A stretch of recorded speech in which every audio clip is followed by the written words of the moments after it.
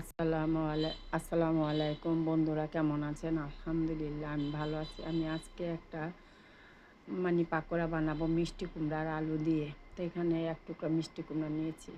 এখন এটা গ্রেট করে নিব।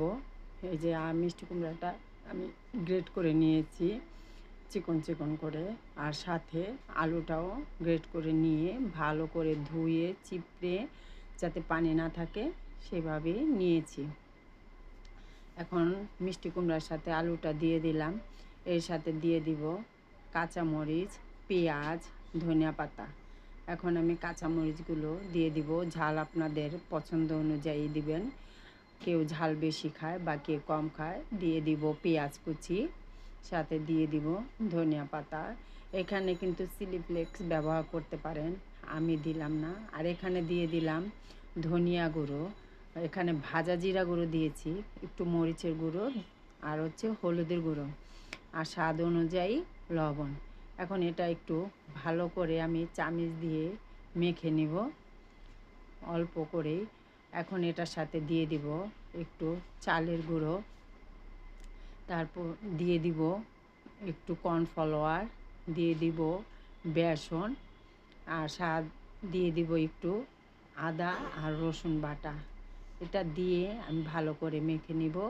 আর এখানে কিন্তু শুকনো যেহেতু সব কিছু, এখানে একটু পানি অ্যাড করতে হবে। আপনারা ইচ্ছে করলে ডিমও দিতে পারেন। তাই আমি এখানে একটু পানি দিয়ে ভালো করে মেখে নিব। একেবারে ভালো করে মেখে নিয়েছি, দেখুন কতটা সুন্দর দেখাচ্ছে। এখন আমি কড়াইতে তেলটা আগেই দিয়ে দিচ্ছি, আর একটু তেল গরম হয়ে গেছে কিনা সেজন্য একটু দিয়ে দেখে নিলাম। কড়াইতে তেলটা গরম হয়ে গেছে, তাই আমি এক এক করে পাকোড়াটি দিয়ে দিলাম। এখন আমি সবগুলো দিয়ে দিছি, দেখুন। এখন একটু উল্টিয়ে দিব, এক পিঠ হয়ে গেছে। আর এটা বেশি জ্বালে না, অল্প আঁচেই ভাজতে হবে যাতে জিনিসটা মুচমুচে খাস্তা হয়। দেখুন আমার পাকোড়াগুলো ভাজা হয়ে গেছে, কত সুন্দর হয়েছে। এভাবে কিন্তু কেউ মিষ্টি কুমড়া না খেলেও এভাবে বানিয়ে খেলে কিন্তু অনেক ভালো লাগে। দেখুন সবগুলো পাকোড়া এভাবে বানিয়ে নিলাম, কত সুন্দর হয়েছে।